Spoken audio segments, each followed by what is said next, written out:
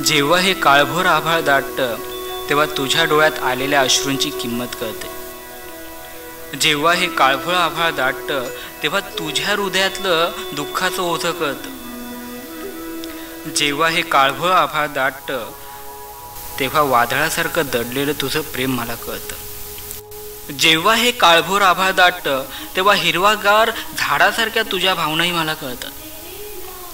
जेव्हा हे काळभोर आभाळ दाटतं तेव्हा थंडगार झोका मनाला शांत करून गेल्याचं कळतं। जेव्हा हे काळभोर आभाळ दाटतं तेव्हा ह्या आठवणींवर वर्षाव पडून गेल्याचं कळतं।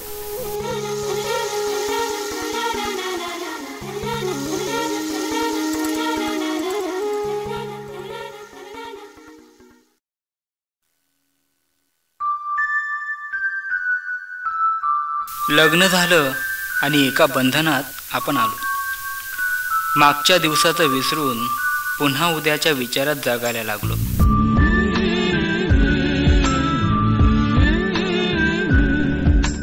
या संसारात एक हात तुझा होता तर दुसरा हात हा माझा।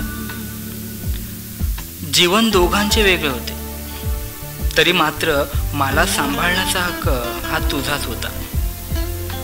वर्ष अशी कित्येक उलटून गेली तरी मला तुझी साथ हवी हवीशी वाटते। जीवनाच्या ह्या वृक्षाखाली अजून तुझी सावली पाहिजे।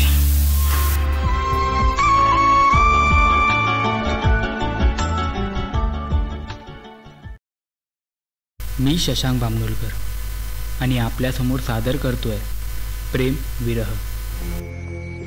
ही गोष्ट एका विरहाची आहे। प्रेम विरह या भावना त्यालाच कळेल ज्याच्यासोबत असं घडलं असेल। माझी प्रियसी चांगली होती, आमच्यात खूप प्रेम होतं। माझ्यापासून ती आणि तिच्यापासून मी एक क्षण देखील राहत नव्हतो।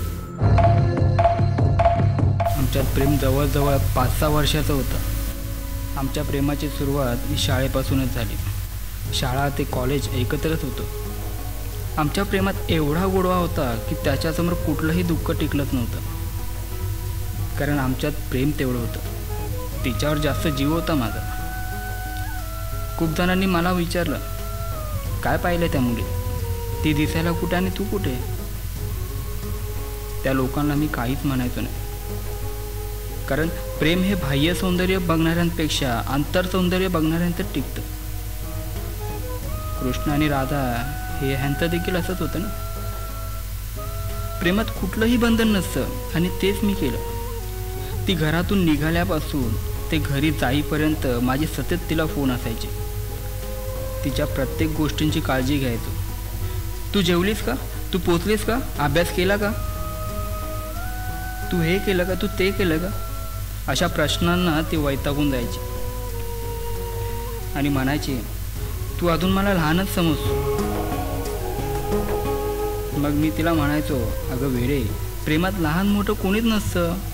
वयानं असो किंवा बुद्धीने सर्व सारखेच असतात।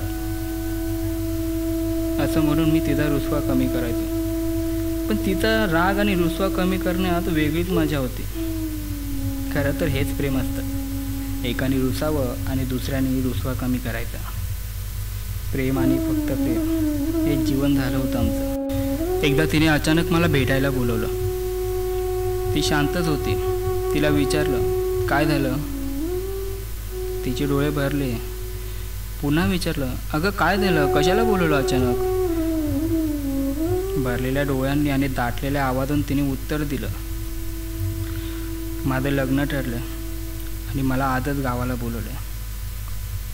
हृदयात जोरदार ठोका लागला।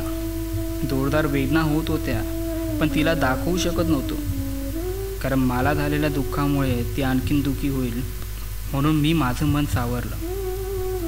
तिला सोडायला स्टेशनपर्यंत गेलो, पण स्टेशनला जाईपर्यंत मी तिला हसवत होतो। माझ्या दुःखाचा तिला भास देखील होऊ दिला नाही। ती सोडून गेली, पण वेदना माझ्याकडेच ठेवून गेली।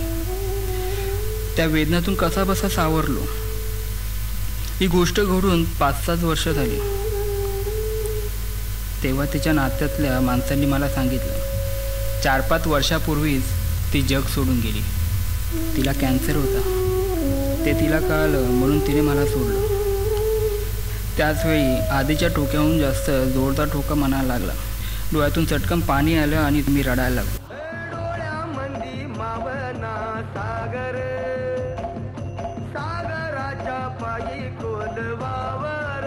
हाच होता आमच्यात प्रेमाचा विरह. तुम्हाला सांगायचं फक्त एवढंच होतं की प्रेमात कुठल्याही बंधनात राहू नका. खऱ्या प्रेमात विरहाचं दुःख येतच. तू गेलीस तेव्हा थांब म्हणालो नाही. तू गेलीस तेव्हा थांब म्हणालो नाही. का जाते तू ते सांग म्हणालो नाही. तू गेलीस तेव्हा थांब म्हणालो